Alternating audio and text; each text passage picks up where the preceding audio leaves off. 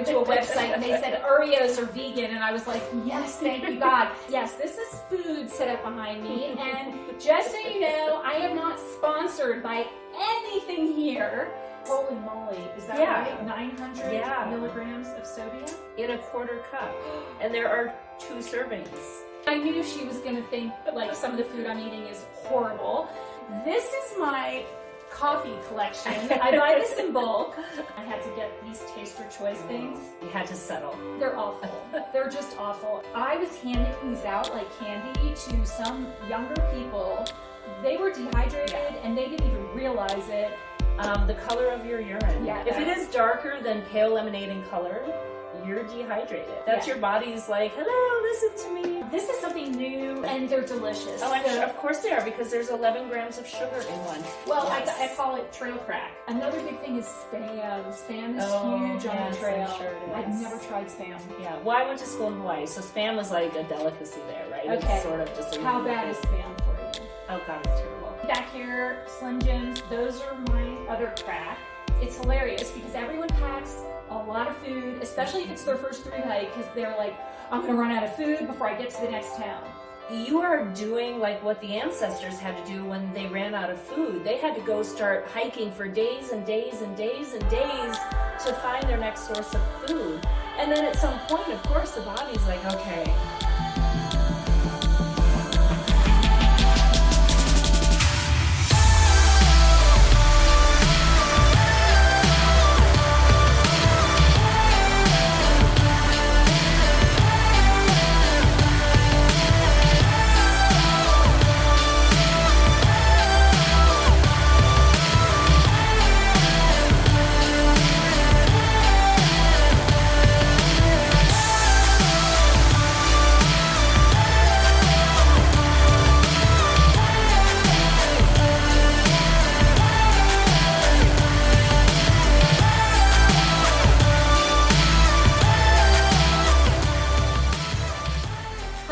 It's Dahlia, the Dirty Boot Diva, and I am so excited because I have Michelle Zellner here with me today. Hi, Michelle. Hi, it's fun to be here. So Michelle and I actually met on the Ladies Chit Chat Club, and a lot of you that are coming and joining this podcast, well, some of you are actually listening to this, and you don't see me making all my crazy hand gestures here because I always talk with my hands. But some of you might be watching this on YouTube or on video in general. So we met on one of the Ladies Chit Chat Club podcasts earlier, which was about dating. Yes, that was a really great topic. Let's not revisit that. Well, actually, it was a really good podcast. I mean, I think we kind of made a point, like, we don't, well, this is going to be a whole nother podcast, but like, we're adults and we're happy with our lives and our careers, and we don't need a man, but it would be nice to have one. Absolutely. But if he's an asshole, forget it. No, so my criteria: interested, available. Yes, that is what really impressed me on the podcast. You'd be amazed how hard that is to find. I know how hard it is to find, I know. Believe me. Yeah. But so anyway, I'm glad we met at least. Yes. But so I asked her to come here today because those of you who already are hiking, backpacking, and into it will understand some of this. Yes, this is food set up behind me. And just so you know, I am not sponsored by anything here. This is how I shop when I shop for hiking and camping food. Or backpacking food, I should say. So I obviously buy a lot of stuff in bulk. And I sent a list to Michelle by email, and she was laughing at me. I mean, I knew she was going to think like some of the food I'm eating is horrible, but she's the expert. And so really my goal today is to have her look at some of the things that I love and give me better options. Or, you know, we did discuss the fact that obviously if you're going on a thru hike and you kind of have to eat like this, it doesn't mean you eat like this all the time. That would be ridiculous, but there still might be better options. So that's what I would like to discuss today. So first of all, Michelle, tell people a little bit about your background and how you got into the nutrition and being a better being, which we'll talk about Michelle's website and books and everything at the end of the podcast. Oh, and before I forget, I am not a doctor. Michelle is not a doctor. This is for informational purposes only. Do not take what we say and go and run out and think that you're going to lose weight or anything remotely healthy is going to happen if you listen to what we're saying. We're just giving the information, and if you think it's going to work for you, you need to discuss it with your doctor first or any kind of healthcare professional. So got that out of the way. Yes. So tell everybody a little bit about you and what your background is and what you're doing now. Yeah, so I was a gymnast growing up and, have been on my own wellness journey for a long time since I quit gymnastics. And went to school at the University of Hawaii, have my undergraduate degrees in psychology and nutrition, and really sort of fell into what I do by accident. Started out as a personal trainer when I went to grad school at CU. I was intending to go to be a sports psychologist, and it turns out you actually have to have a PhD in psychology and then do this whole thing. I was like, right. No, that's not happening. So in the meantime, I got certified as a personal trainer, and this was back in the early 90s before like everybody and their sister was a trainer. This was still kind of a new thing. But it was really everything I loved. It was helping people, it was fitness, it was nutrition. I got to learn a lot, I got to problem solve, and just really felt good, making an impact in people's lives. Along the way, also going on my own wellness journey and figuring out a whole bunch of stuff. After I quit gymnastics, I kind of gave a big old middle finger to the world and ate whatever I wanted, whenever I wanted. Yeah. And of course, that didn't really work out well in the long run for me. So I had to figure out how to get myself right. Yeah. So over the course of the last 24 years now, my business, Better Beings, has really evolved to doing a lot less personal training and a lot more just wellness trainings in general.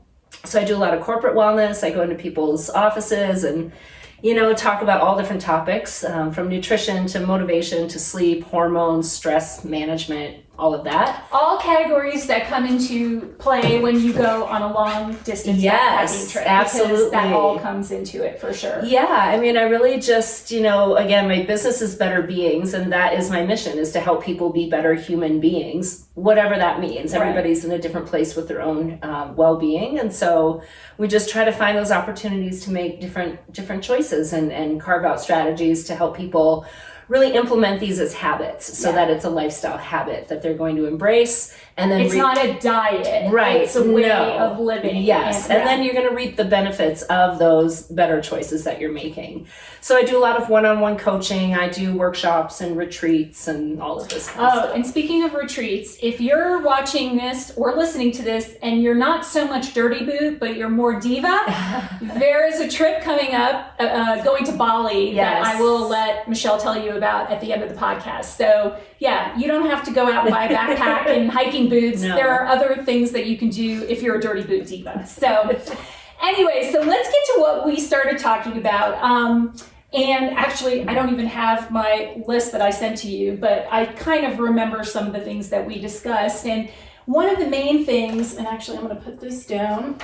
One of the main things was when I decided to go on my thru-hike of the Colorado Trail, I tried to investigate what foods I could bring that were going to be lightweight, that would fit in my backpack, that I wouldn't get sick of, that would give me the energy, the calories, and all of that stuff that I would need to make it on the trail.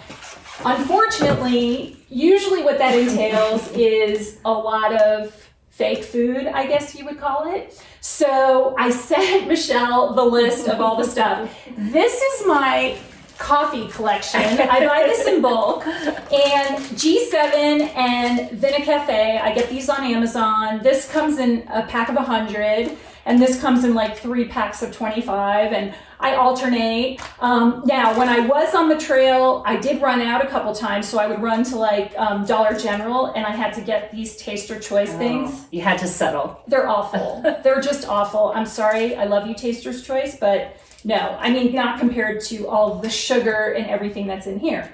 So what would be a better option once I finish this group here as far as now I did do tea also. I do have this is Costco green tea, which I love, and then the sweet and spicy. I get those at Costco. But for whatever reason, I can't drink tea in the morning. I would drink it at night before I got in my tent to go to bed because it relaxed me. But in the morning, I need coffee. Yeah. So how do you feel about that? Well, I mean, I think coffee's fine. I think caffeine in general is probably okay. I mean, being as an athlete, because that is what a thru hike is. You're an endurance athlete at this point.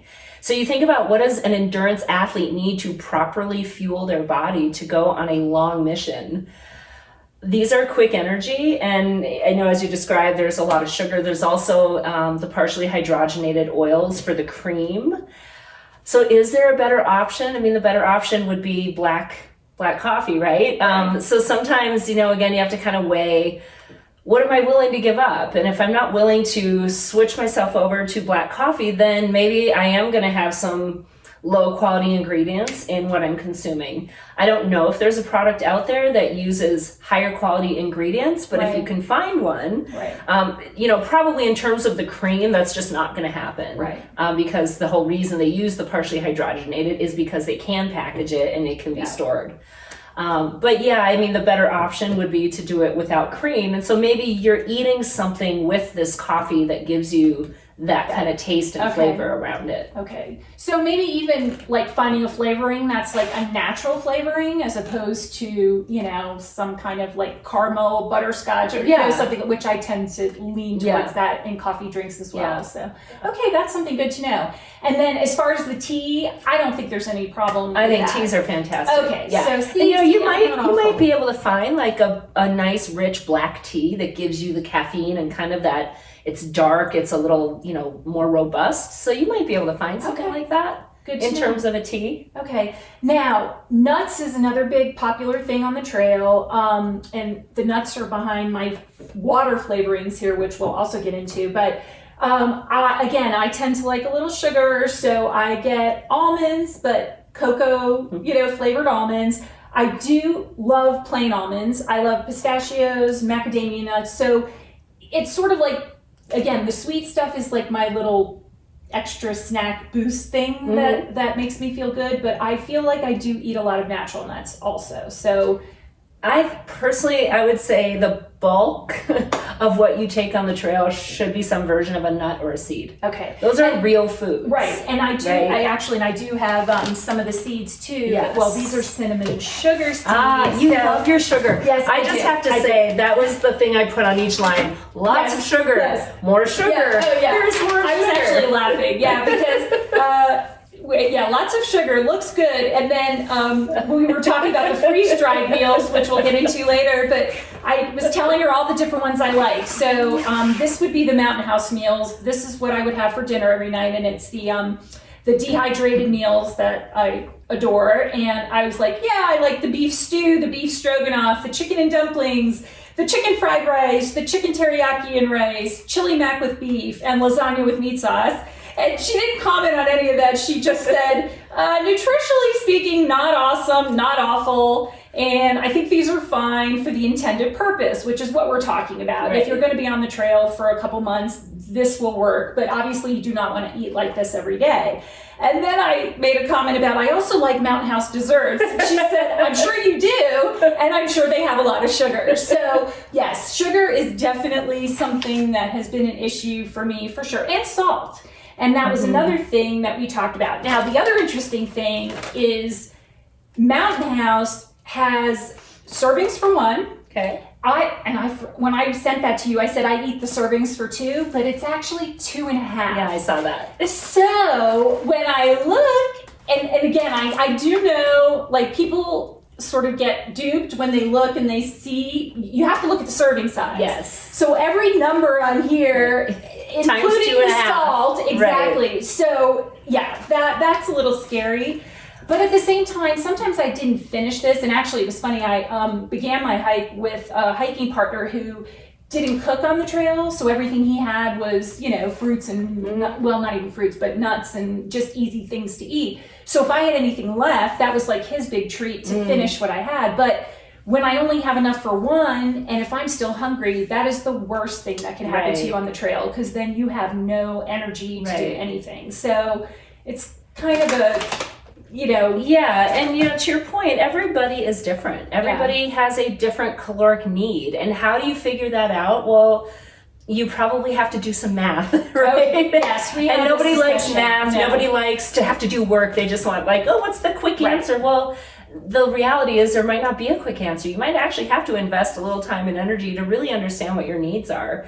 A very general guideline, and I'm not a fan of general guidelines, but at least it's a good place to start, is 1.5 to 2 pounds of food per day for a person. Okay. Now, I'm still going to say the quality of that food is way more important than the quantity of the food. Right. Right. So, well, and we were talking earlier about avocados, which I love. Not going to carry them on the trail for a through hike, but I would rather have the fat from an avocado than just random fat that isn't healthy fat. Right. So it is hard to find alternatives like that when you're on the trail. Right. But when I stop in town to resupply, that's maybe when I can make better choices. Exactly, right? Or maybe your first few days on the trail, you get to load up on those fresher things that are still going to be somewhat easy to have at the time. Now, that's something I sent you a message about. And again, if you've been through hiking before, you've heard this term. Basically, it's hiker hunger. Mm-hmm. And what happens is in the first few days, it's hilarious because everyone packs a lot of food, especially if it's their first through hike, because they're like, I'm going to run out of food before I get to the next town. So they pack all this food and add all this weight to their pack, and they are not hungry at all for days, sometimes up to a week. Then all of a sudden, once they really start getting into their stride, you're starving all the time. And luckily, I figured that out pretty quick, and I sort of did what I think you would tell people to do, where you kind of eat a little bit every couple hours, mm-hmm. and that way you're not famished by the time it's lunch or by the time it's dinner. Yeah.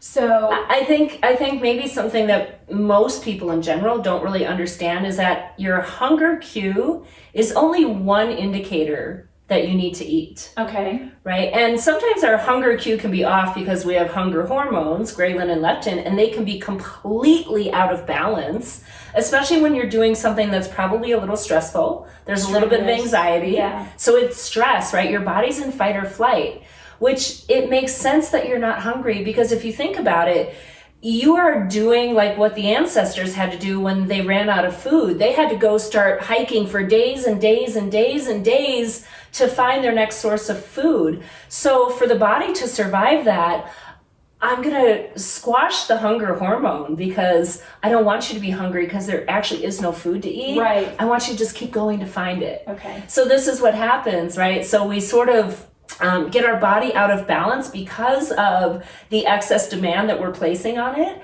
not only from the activity that we're doing, but because probably about the mental stress and anxiety that's going along with the activity that we're engaging in. And then at some point, of course, the body's like, okay, I need food. Yeah. I hope you found it by now. And because you do, you have plenty with it. Well, then it's a feast. Right. It's time for feasting mode, right? That makes sense. And so you're right. It's still, even if you don't feel hungry, that doesn't mean your body doesn't need fuel. Right. You do. You need to fuel it properly. So I have a little phrase, PFF is your BFF. So protein, fat, fiber is your best friend forever. Honestly, whether you're sitting at your desk or you're hiking, you really want a nice steady supply of fuel to meet your body's needs for whatever activity you're doing. Obviously, if you're sitting at your desk, you don't need as much fuel as if you're hiking. So you have to adjust the quantity along the way, so that we are honoring the needs for the resources that our bodies need, but breaking it up into small, manageable chunks so that we're not overtaxing our digestive system and all of that kind of stuff. And that's something else that can get really out of whack on the trail. Yes. Now, when I sent you my original questions, one of the really interesting things that I found on the trail, I need water, and I need a lot of it. I get very easily dehydrated just on a daily basis. That's been a problem of mine always. So I got a lot of crap on the trail because I carried 4 liters of water every day. And that was a 3-liter bladder in my backpack, and then an extra liter outside my pack that I could just reach and get, and I would put electrolytes in there. Mm-hmm. And I cannot tell you how many, and this is my preferred electrolyte, and they come in different flavors and this is the sport one with caffeine, which is great. These are Nunn tabs, and I was handing these out like candy to some younger people who they were dehydrated and they didn't even realize it. And when I said to them, well, let me give you some electrolytes, they looked at me like I was crazy. They're like, well, I'm just going to get water at the next stop. And I'm like, no. Water is not going to do it. So will you explain to the listeners and the viewers about electrolytes and why they're so important? Yeah, so electrolytes are just compounds that help regulate the electrical impulses in the body. And they are involved in pretty much every single thing that goes on, from organ function to nerve transmission to heartbeat and blood pressure regulation, kidney filtration, digestion. And, part of the job of the electrolytes is to keep the appropriate balance of intracellular water and extracellular water. So the water that's in our cells versus the water that's on the outside of our cells. Your body wants to have a certain balance of that. And if you're doing activities, if you're overloading on sugar and sodium and caffeine, we're going to dramatically throw electrolytes out of balance. Right. If we're sweating, of course, we're sweating out those electrolytes. So number one, most people are chronically dehydrated, whether you're out hiking or not. Yeah. And then you add in a strenuous activity. And, think, oh, well, it's not hot, or I'm not sweating, or whatever. We are losing water all the time through respiration when you're sleeping, right? Well, and not sweating is a problem. That's bad. Yes. I mean, if you're walking down the trail and you're not sweating, not only are you dehydrated, but you're getting into breakdown of organs. Yeah. I mean, your body is now trying to conserve all the water it has, right? So you have to adequately hydrate. And certainly number one is water. Right. But then, yes, if we are severely dehydrated, we've got to probably include some electrolytes. But also we get out of balance if we are overloading on sodium and sugar and possibly caffeine. So that balance can be very delicate, and it can be severely life-threatening. Yeah. I mean, it's no joke, right? So, sorry that people were laughing at you, but that is the right thing to do. And part of it too is I'm kind of like safety girl, and my biggest fear would be running out of water, even though it was a very bad winter that we had last year. So the melt was amazing this summer, which was great, but there were also still a lot of snow to go over, so it was kind of a catch-22. But yeah, I mean, I never ran out of water. I did. Actually, on segment 2, which is known as one of the worst segments as far as no place to resupply with water, and I want to say it's a 12-mile stretch, and I actually ran into some hunters that were dry camping, so they brought in water. They wound up giving me extra water. So I had my 4 liters that I started with. They gave me an extra 2, and then I still didn't make it to the end, but my hiking partner had gone ahead, and there's a firehouse where everyone finally resupplies. Mm-hmm. He got water there and brought it back to me on the trail. And that was the sickest day I was on the trail as far as water was an issue. And I told you in my message that I couldn't eat. I felt so nauseous, but I knew I had to eat. And luckily, we did have some crackers with honey and peanut butter, and I was able to tolerate that. But like the lasagna and all this stuff that I love, like the thought of eating that at that time, I couldn't even think about it.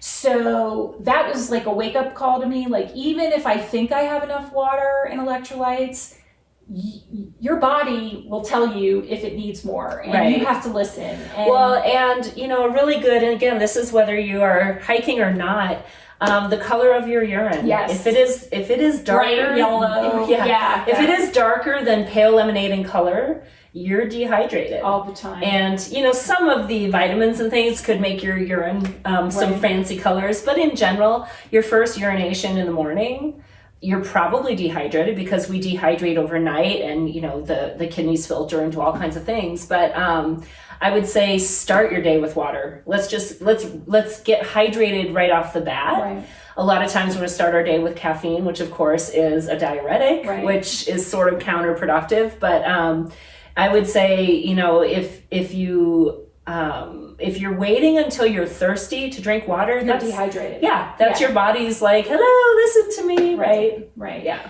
Well, yeah, I mean, and again, I think I just sort of accepted the fact that my pack was heavier than most people thought it should have been, but for me, it was worth it to have the extra water and never run out. Like that was very important to me, and should be important to other people. Yeah. And there are a lot of people that are all about lightweight backpacking and ultralight and all this stuff, and they only, there were people that were carrying a liter. And I think I told you, and we're going to do a whole nother podcast on day hikes and how to prepare food for a day hike. But I always laugh when I go on the trail and I see girls in jeans and flip-flops with a little tiny, this size water bottle.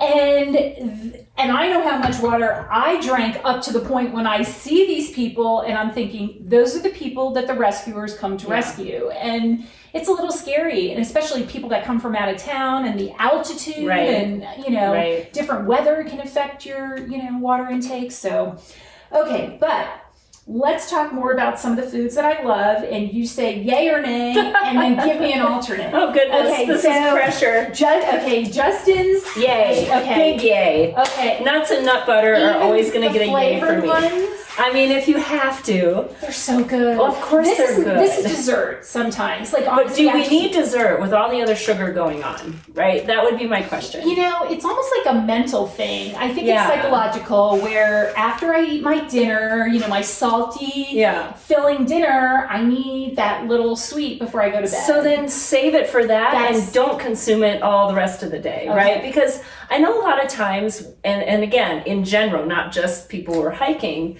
but we sort of look at food in terms of the calories and not really appreciate it in terms of the nutrition. So especially when somebody's doing extended activity, they think, well, I can eat whatever I want because I will burn it all off, which is true. However, it's still the quality of the nutrients that's going to affect how your body functions and how you feel and the energy level that you have and how well you're going to be able to rest that night.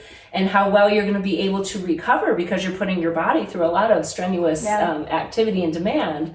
So, and unfortunately, believe me, I share your love of sugar. I really do. I promise you. Yes. But yes, it's delicious. However, how is it helping me perform well, right? Well, it's interesting because I also mentioned to you a lot of times once hikers get into town to resupply, before they shower, which believe me, that's like one of the first things you want to do after being on the trail for 5 days. You smell awful, but they will run to the nearest pizza parlor, McDonald's, Burger King, anything that is salty, fattening, you're just gluttonous. But then if they only do one night and then they don't do a 0 day the next day, which means they stay in town, and they go back out on the trail, those are the people that are miserable. I would imagine. And it's almost like, even if they don't drink, and beer and alcohol is another thing, but even the people that don't drink, when I see them on the trail the next day, they're miserable because your body can't handle those big, giant disruptions. Right. Yeah. So I would caution against that for sure. So what would you suggest? I mean, again, some of these towns, you really don't have much of a choice when you go to resupply, or they really only do have a McDonald's or a Burger King or a pizza joint. So what should you look for if you can? Yeah, I mean, I would say try to eat early. So if you're getting to town, try to eat earlier rather than later and have something, but recognize that, think about how are you going to feel tomorrow, right? So have some level of self-management. And enjoy whatever it is, if this is what you've been waiting to eat or this is the only option.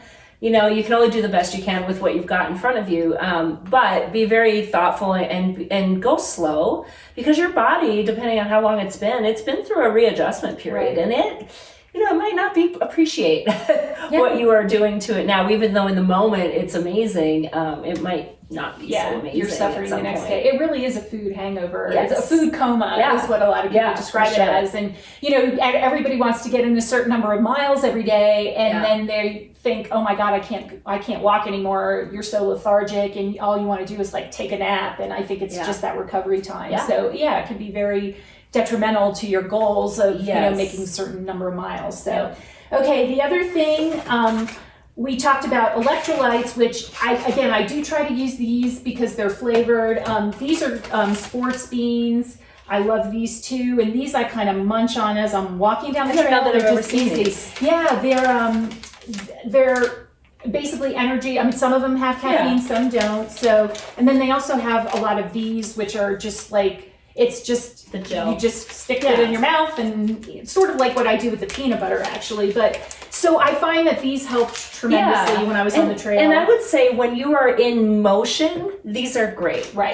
Right. So you want to eat like your sort of higher quality nutritional foods, breakfast, when you're stopping and going to allow it to digest. But these are the quick energy that you do want, because you're moving, so your body's going to use that energy. So I think they're fine. Now, what about the big thing for me is oatmeal in the morning. Now, I know maple and brown sugar, probably not ideal, but overall, I would say if you can just package your own oats, okay, and then add your nut butter to it, that would be an amazing oatmeal. And that's something we'll talk about. That would be further. very easy. Yeah, well, and especially like places like Sprouts, where you can kind of put together your own gorp, and that's something I need to look more into for sure. And I would also say probably a lot more cost effective. Yes, that's true. Yeah, and it's stuff that you like. A lot of times, if you buy pre-made gorp, there might be some, like, I'm not a big raisin fan, so anytime I see something that I think I might like, if it has raisins in it, I won't buy it because I know I'm not going to eat it. I love coconut and I love nuts, so I think making my own would be that would be a good idea. This is something new, and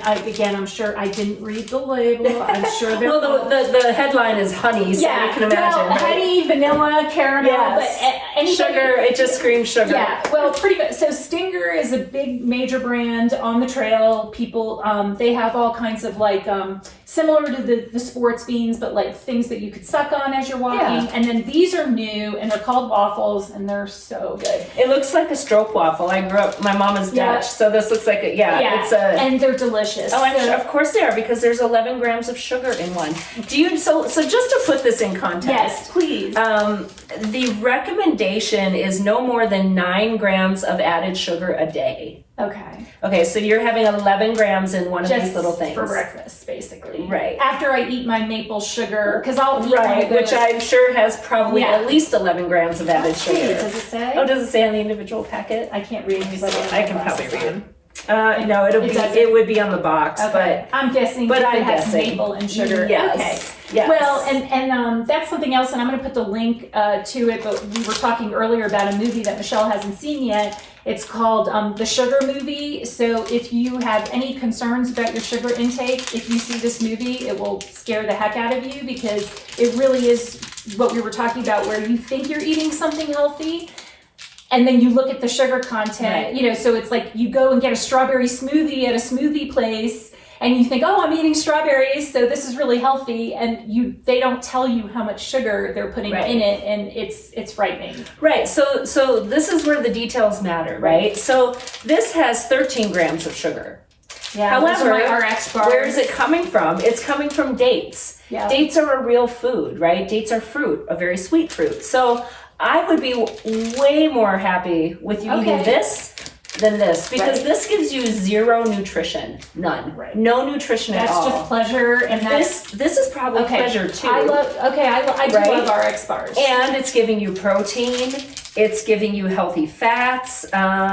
Do we have some fiber? It has 5 grams of fiber, which is pretty incredible. Yeah. So I would say this is a much better choice, right, than just basically pure empty calories, right? Costing you a lot of calories and sugar, giving you no nutrition, costing you calories, sugar from a real source, and giving you lots of high quality nutrition. And fuel, frankly. Absolutely. You're not going to get fuel from that. Right. No, this is going to be sustained fuel versus this is like quick in and out. Yeah. It's that spike. Well, I call it trail crack, basically, a lot of this stuff. So these are another thing that I used to drink a lot more. I don't now. I know they're awful for you, but the B12 shots and then these energy shots, those are one of my dollar store favorites. And I will say, if you are eating higher quality food as fuel, you need much less of that, right? So this is where we get into that kind of, oh, I have no energy. Well, it's because we've eaten garbage. right? Very low quality fuel. So now I'm going to put more garbage to give me quick energy. Right. And if we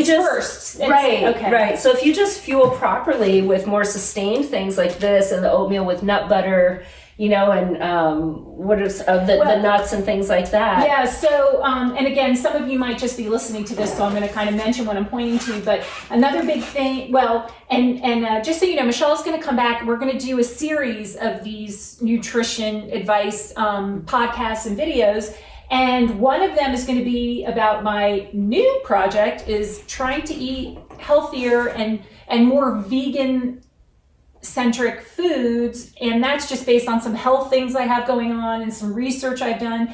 And frankly, when you eat things that are more vegan, obviously we were joking. I said I went to a website and they said Oreos are vegan, and I was like, yes, thank you God. But then of course that means that there's no milk in here, there's nothing in here that's animal based, and so this is completely processed and awful. Of course, right? But Oreos are like the king on the trail, right, for sure. Right. And actually, we'll go over this when we do the sort of vegan or dietary special episode. But I have found some vegan options that I think I'm going to try to see if I can replace some of this. What's interesting though, honey, which I love, apparently not vegan, and I don't know why. They consider honey an animal? I think it has something to do with how the bees are treated. I don't know. I'm still trying to learn more about that. But I don't know if I can give up honey, because I kind of feel like that's the one sweet thing that you can have. Yeah. That's, you know, natural. I mean, you can go to coconut sugar. That's true. But yes. Okay. Yeah. There's some. So now another thing I ate a lot of, which is certainly not vegan, these packaged tunas that didn't have to be refrigerated. So I never looked at the back, but you could tell me how awful that is. I would say not awful at all. Not awful? No. Okay, what about this? Lots of protein, almost no sugar. So that's the tuna salad deli style. I'm not this is the ranch. Oh, I love the ranch. Does. Yeah. Yes, let's see. Also not awful. Really? No. Okay, good. No. Okay. Yeah, I mean, well, so it's obviously not vegan, you know this, right? Right. So obviously it's the preservatives. So nutritionally, as far as protein, healthy fat, which is totally fine, no sugar, which is great. But of course it's, the artificial preservatives that are in it.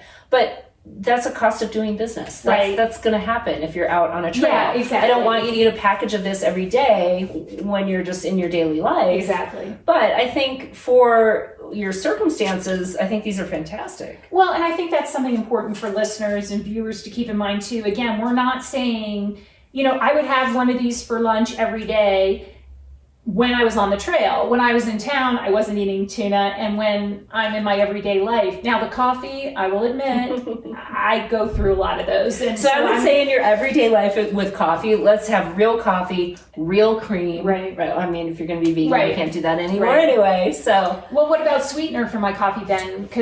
I would say, coconut sugar would be a great option. Monk fruit is a great sweetener. Okay. Yeah, I've been trying some coconut sugar and then beet sugar, which I think is just as bad as regular sugar, though, isn't it? Kind of, sort of. Well, remember, regular sugar. Every plant has a version of sugar to it. Some are very sweet, some aren't. Right? Beans have a saccharide, which is sugar. They're just not sweet, so we don't think of beans as something that has sugar. So every plant has a version of a sugar. Some are sweet, some are not. So is it better or worse? I think sugar is sugar. Right. Okay. So good to know. Yeah. So I don't feel so bad about that. Okay, this one you'll love. Now, personally, I have not had this. Okay, I'm holding up Velveeta cheese sauce right now. By the way, I'm also going to do a big podcast and video about my obsession with the dollar store. Well, it's Dollar Tree. Everyone always says dollar store. If you go to the dollar store, you're going to be shocked to find that things really aren't $1. It's a lot more. But if you go to Dollar Tree, everything is $1. So these are Velveeta cheese sauces. People buy instant mashed potatoes and mix this with the potatoes. That's a big thing. Yes. And I haven't tried this yet. Another big thing is Spam. Spam is huge on the trail. I'm sure it is. I've never tried Spam. Yeah. Well, I went to school in Hawaii, so Spam was like a delicacy there, right? Okay. It's sort of just a How bad is Spam for you? Oh God, it's terrible. Okay. Are you kidding me? Yeah, figured as I mean, much. talk about your highest processed version Right. of any kind of meat you could ever eat. Right. Right. I mean, you know, again, awesome. Yeah. No. Yeah. I'm Awful looking for the sodium. circumstances. Holy moly. Is that Yeah. right? 900 Yeah. milligrams of sodium? In a quarter cup.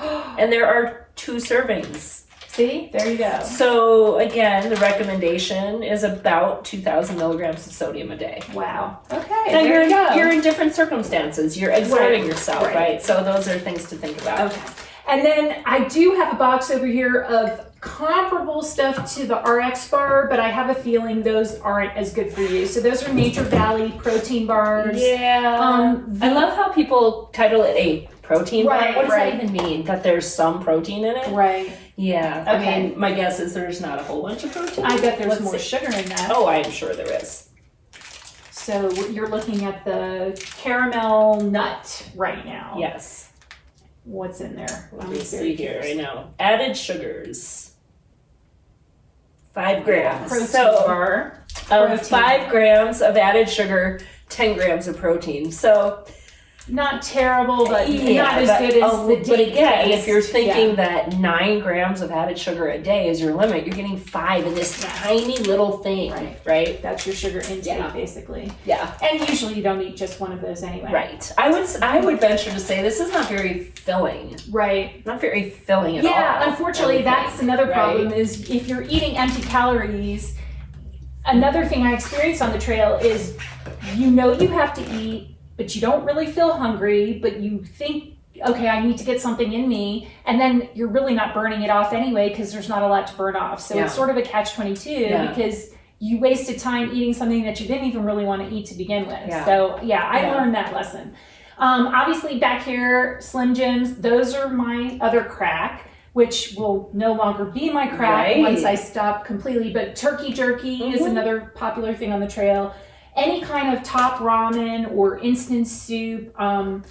I do love these. I know they have a ton of salt, but they're just so light and easy. And you know, Yeah. I'm a soup person anyway. I would say, I mean, if you're gonna eat that, let's at least have some protein with it. Okay. PFF, protein and fat. Don't ever eat these empty carbohydrates all by themselves Right. because they're not going to be sustaining and filling, right? They're just Yes. like literally, and they're going to spike your blood sugar because that's what sugar and a Salt. carbohydrate like that's basically the same as sugar. Right. So we get into these cycles of spiking and crashing blood sugar, and that's what you want to avoid. Okay. So when you eat some protein and fat with it, you'll slow down the breakdown of the carbohydrate, which will kind of provide a nice slower release of the fuel instead of these crazy Ups and spikes and downs, crashes. yeah. Okay. And actually, and again, we'll talk about this on a minute, but this is a plant-based jerky, apparently. It's Thai peanut. I haven't tried it yet, Okay. but I'm willing to try things. I mean, I know Slim Jims are not the most healthy Yeah. food on the planet, but sometimes stuff like that feels great. You know, Yeah. you get cravings. I feel like Yes. you definitely crave things Well, at of different course, points. because your body's been depleted of nutrients, right? Yeah. You have to remember you're exerting in pretty significant way. So I will tell you something else interesting, and then we're going to wrap up this episode. But again, we'll be back for 3 more episodes of similar subjects with a little bit more information. But one of the greatest things on the trail that happened to me, there was a point where I was coming down the trail, and there was a woman coming towards me, and we started talking, and she said, "Would you like a fresh cut apple?" And in my life, I have never felt more excited about getting a fresh cut apple. I bet. First of all, it sounded fantastic, and then she pulled it out of her bag, and it was the best apple I ever had. And then I realized that's what I had been missing. Like for 3 days, you know, nothing remotely fresh or real. Right. And so people that come and sometimes help people who are doing through hikes, they're called trail angels. And the most popular trail angels are the ones where you get to the trailhead and they have bananas and oranges. And Yes. yes, they have beer and hamburgers and stuff too, which everybody loves. But honestly, fresh fruit is like gold if you can find fresh fruit on the trails. So there is hope for all of us backpackers out there. When your body tends to tell you what it needs, right? Absolutely. So that was exciting to be excited about an apple. Right? Who knew you could be excited about an apple? Exactly. Yes. So I think we pretty much covered all of my junk today. I want you to tell the listeners and the viewers about your project coming up in Bali and tell them how they can get more information about it with your website and all of that. Absolutely. And then we're going to talk about her book. Okay. So my website is betterbeings.net. That's BetterBeings. People always think it's Butterbeans. It's not. Better Beings. Butterbeans. That would be my website. Right. Yes. Right. So my thing coming up in Bali, it's the Be a Better Being in Bali retreat. And it's an amazing agenda, 10 days of culture, wellness. I have an entire villa rented or reserved for people to come and participate. You leave the States on May 23rd to arrive in Bali on May 25th. And then we have 10 days there, and then we come home, I think, June 3rd or 4th. So it's going to be amazing. It's going to be life-changing. I did a retreat to Kauai a couple years ago, and it was similar, where I just rented a house, and we lived a healthy lifestyle together. So there's going to be there was going to be a lot of cooking. And we'll be preparing meals together. I'll have some of my own wellness workshops, but we have daily yoga and meditation where we have somebody coming in to do it for us. We have amazing excursions that are a lot of these you can't go do yourself.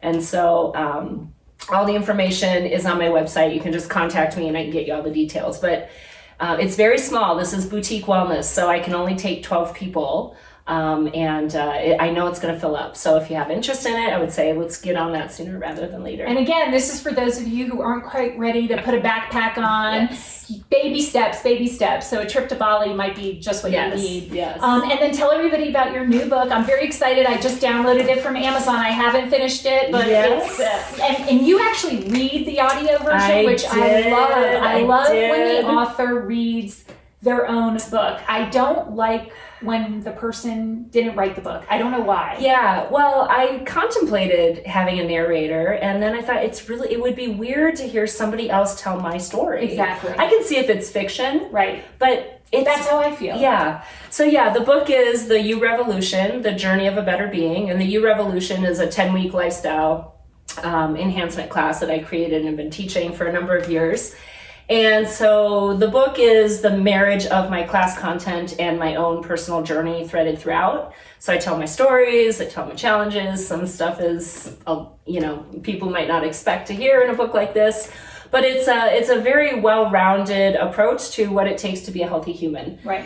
So it's available on Amazon. The audiobook is available on Audible and Amazon as well. Wonderful. Yeah. And it's funny, I don't know what's in the book, but I'm guessing just by what you said that there are some things, some difficulties that you've had to overcome in life, and like we all have. Yes. And that is another part of what I'm trying to do with Dirty Boot Diva. Part of why I started this was because hiking helped me get through depression and some other just mental issues, that I have, and anxiety and stress and all these things that are kind of connected to all of that. And I'm sure a lot of women, especially of a certain age, have those same challenges. So to hear someone tell their story and how they overcame it. And I'm sure you still have bad days. That's the same with me. I'm always like, okay, yeah, I'm on antidepressants, but I still have really crappy days sometimes. But if you can watch this or listen to this and and realize that there are a lot of people that are going through the same, challenges, and different things help us get through it. And for me, it's being out in nature. It's, hiking and having that physical exertion.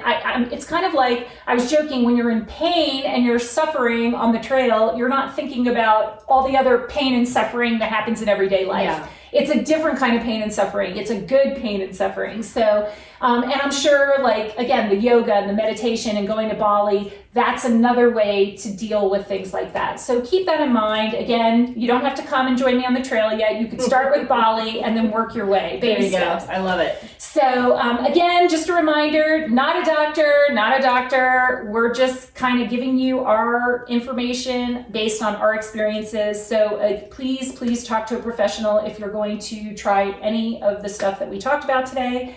And thank you so much for being here, Michelle. It's my and pleasure. again, this is a series. This is the first podcast in a series of 3, and we are going to address some other hiking and backpacking and camping related issues. And again, Michelle is just a wealth of information about all of this. So hopefully you will gain a lot of knowledge. And thanks for being here. And this is Dahlia, the Dirty Boot Diva.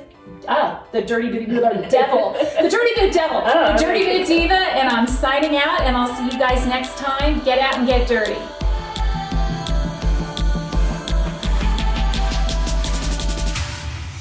Make sure to subscribe to the Dirty Boot Diva YouTube channel so you don't miss a video.